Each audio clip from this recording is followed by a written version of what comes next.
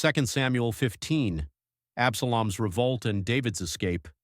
And it came to pass after this that Absalom prepared him chariots and horses and 50 men to run before him.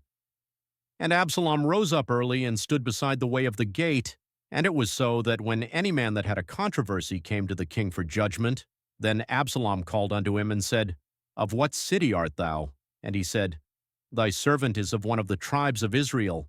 And Absalom said unto him, See, thy matters are good and right, but there is no man deputed of the king to hear thee.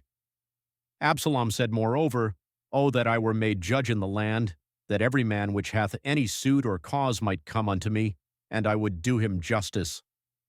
And it was so that when any man came nigh to him to do him obeisance, he put forth his hand and took him and kissed him. And on this manner did Absalom to all Israel that came to the king for judgment. So Absalom stole the hearts of the men of Israel.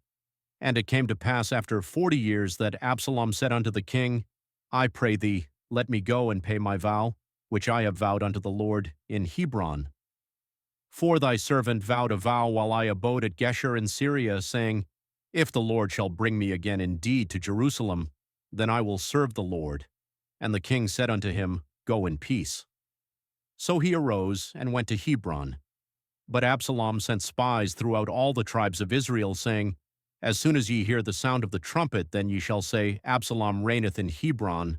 And with Absalom went 200 men out of Jerusalem that were called, and they went in their simplicity, and they knew not anything. And Absalom sent for Aitofel the Gilonite, David's counselor, from his city, even from Gilo, while he offered sacrifices. And the conspiracy was strong, for the people increased continually with Absalom. And there came a messenger to David, saying, The hearts of the men of Israel are after Absalom. And David said unto all his servants that were with him at Jerusalem, Arise and let us flee, for we shall not else escape from Absalom. Make speed to depart, lest he overtake us suddenly, and bring evil upon us, and smite the city with the edge of the sword.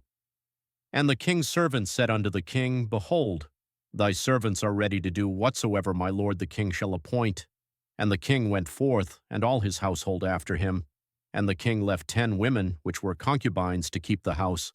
And the king went forth, and all the people after him, and tarried in a place that was far off. And all his servants passed on beside him, and all the Cherethites, and all the Pelethites, and all the Gittites, 600 men which came after him from Gath, passed on before the king, Ittai's loyalty. Then said the king to Ittai the Gittite, Wherefore goest thou also with us? Return to thy place and abide with the king, for thou art a stranger and also an exile. Whereas thou camest but yesterday, should I this day make thee go up and down with us? Seeing I go whither I may, return thou and take back thy brethren. Mercy and truth be with thee. And Ittai answered the king and said, As the Lord liveth, and as my lord the king liveth, surely in what place my lord the king shall be, whether in death or life, even there also will thy servant be. And David said to Ittai, Go and pass over. And Ittai the Gittite passed over, and all his men and all the little ones that were with him. And all the country wept with a loud voice, and all the people passed over. The king also himself passed over the brook Kidron, and all the people passed over, toward the way of the wilderness. Zadaque, Abiathar, and Husai returned to Jerusalem. And lo, Zadaque also, and all the Levites were with him, bearing the ark of the covenant of the Creator, and they set down the ark of the Creator. And Abiathar went up until all the people had done passing out of the city. And the king said unto Zadaque, Carry back the ark of the Creator into the city.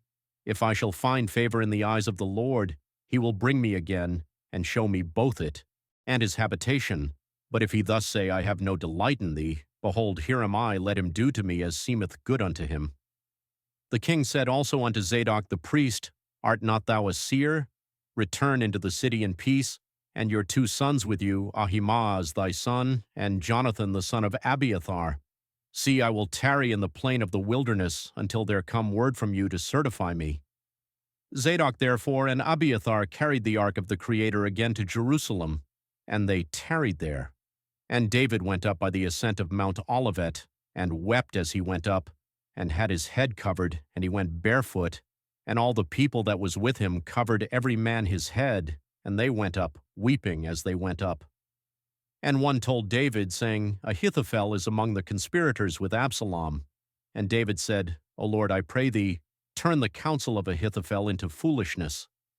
And it came to pass that when David was come to the top of the mount, where he worshipped the Creator, behold, Husai the Archite came to meet him with his coat rent and earth upon his head. Unto whom David said, If thou passest on with me, then thou shalt be a burden unto me. But if thou return to the city, and say unto Absalom, I will be thy servant, O king, as I have been thy father's servant hitherto, so will I now also be thy servant. Then mayest thou for me defeat the counsel of Ahithophel. And hast thou not there with thee Zadaque and Abiathar the priests? Therefore it shall be that what thing soever thou shalt hear out of the king's house, thou shalt tell it to Zadaque and Abiathar the priests.